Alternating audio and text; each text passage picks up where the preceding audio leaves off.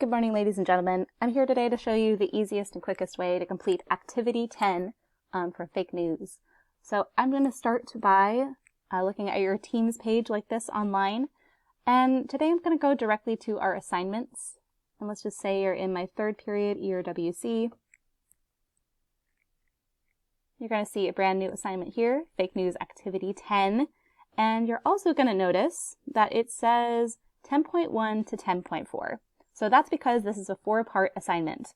And again, I'm giving you all week to do it. I recommend you do an article a day.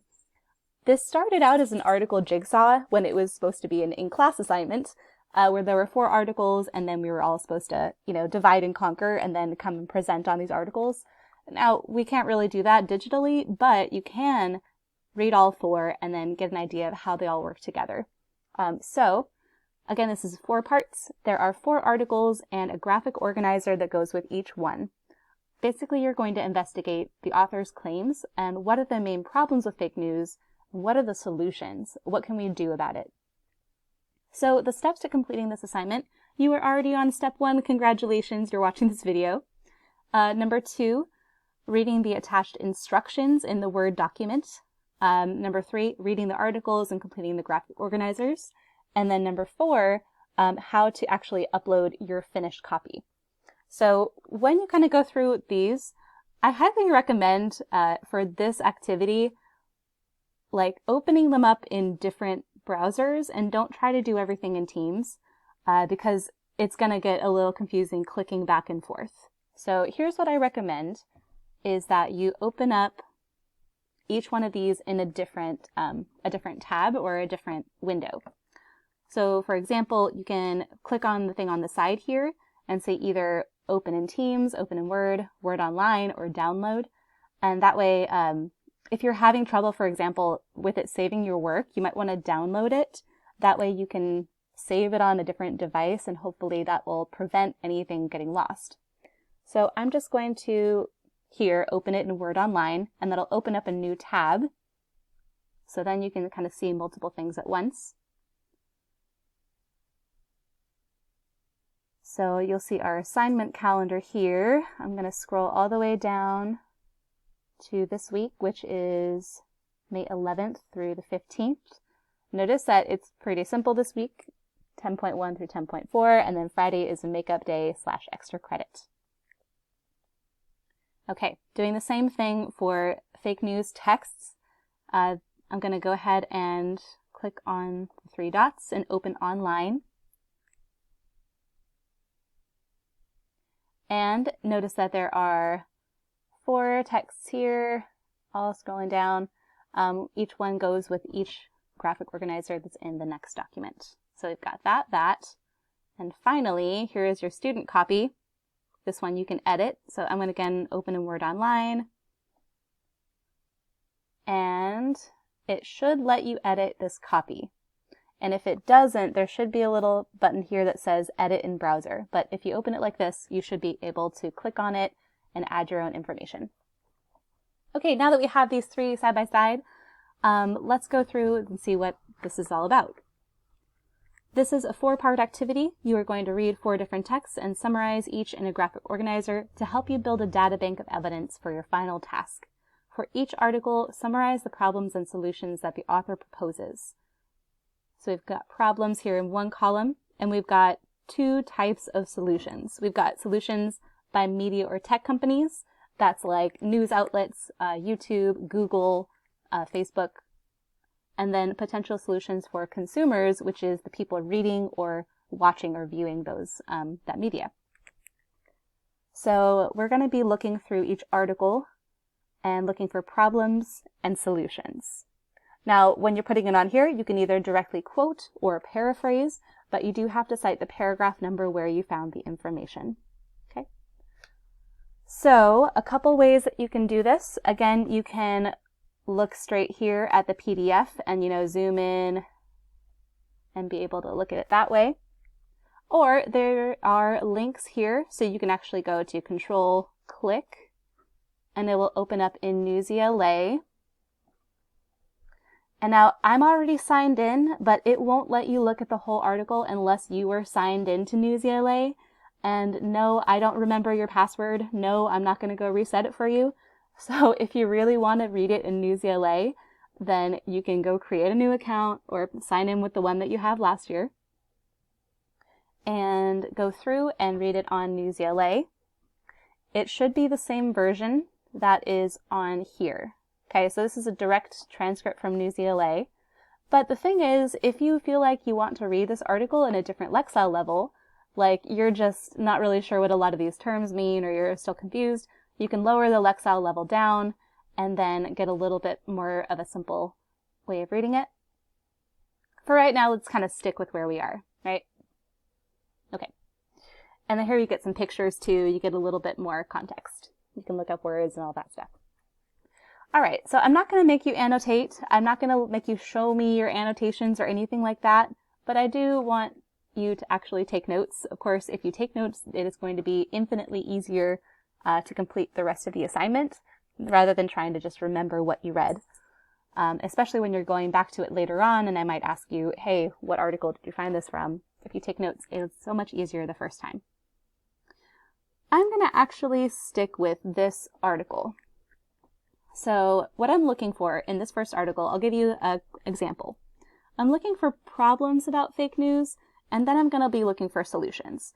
Now, these don't have to go in line with each other. I just want you to list them. So as many problems as you find, list them here. As many solutions by media, list them here. Solutions for consumers, list them here. They don't have to go side by side like this, unless you want to be fancy. You can do that. Okay. I'm just going to start reading and let you know when I find something. Suddenly, many American readers have decided fake news isn't fake anymore. One Sunday afternoon in 2016, a young man walked into a Washington, D.C. ping-pong bar and pizzeria with a large gun. He fired one or more shots before surrendering to police officers. No one was hurt. Edgar Madison Welch told police he went into the nation's capital to investigate a story he read online. The story said Hillary Clinton was part of a secret group hurting children. The pizzeria was also involved, the story said. It was a false claim started by fake news. Yikes. Did fake news affect the election? Fake news was once limited to joke stories in the corners of the internet. Now it has become one of the most important phrases of the year. Following Donald Trump's surprise election, reporters have asked whether fake news changed people's minds about who to vote for. As it turns out, it might have played a big part. A recent study found that fake election news was very popular on Facebook. So different types of fake news, sensational news designed to fool people, several websites publishing completely fake news for political purposes to change people's minds about important topics. Okay, I see this section has a lot of problems that they listed. And it might not just be in one paragraph. For example, I can say, false information designed to fool people, designed to change people's minds about important topics. I'm going to say, just paraphrase it. People publish fake news to fool people into believing their political agenda. So this is from paragraphs 5 and 6. I paraphrased it like that. Okay, so you can do multiple paragraphs at a time. All right, now let's see if we can find solutions. I'm going to skip around this article a little bit. Terrible. This looks like it's more don't recognize satire, more problems. Okay.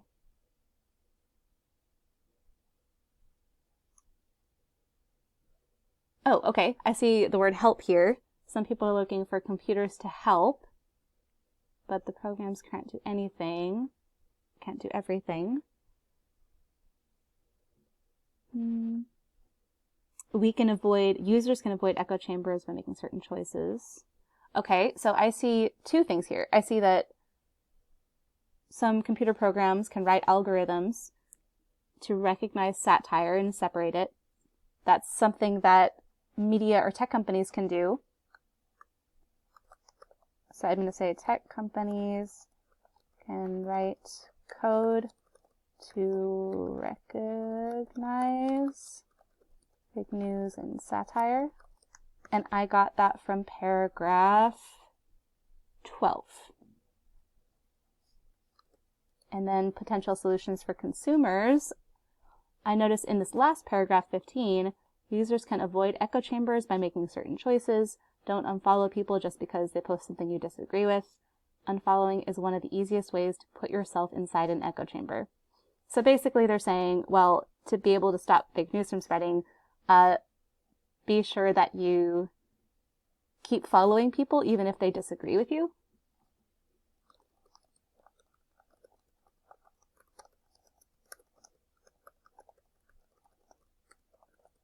To avoid an echo chamber. And since they use that phrase specifically, I'm going to quote that phrase. Trying to avoid plagiarism where I can. And that was from paragraph 15. Okay. Now this is not the finished product. There are more problems that they list, and there might be more solutions that I didn't cover. Just make sure to list as many as you find. And then you're going to do the same thing one a day, or you can do it all at once if you want to. But do the same thing for this website /article. Remember, you can open them up in Newsela and read them at whatever Lexile you want. You can open them up and read them at the max Lexile level if you want to be challenged a little bit more, right? This is where it's actually originally published on PBS NewsHour, right? So you can do that, or you can read it here. There are all the articles that you need. And please use this one to cite the paragraph numbers. Otherwise, you're going to have to go and count 1, 2, 3, 4, yada, yada. So I suggest going by these ones, and you can print these one out and you can write all over it. I'm not going to, again, ask you for annotations, but they will be helpful. And as long as you fill in these 4 graphic organizers from these 4 different articles, you are good to go. Okay? Remember that if you edit this online, it should save your work and you should be able to, you shouldn't have to upload anything. But if you're worried about it, you can always save a copy on your computer and then upload it where it says student work. All right, I hope this helped and good luck. Have a great rest of your week.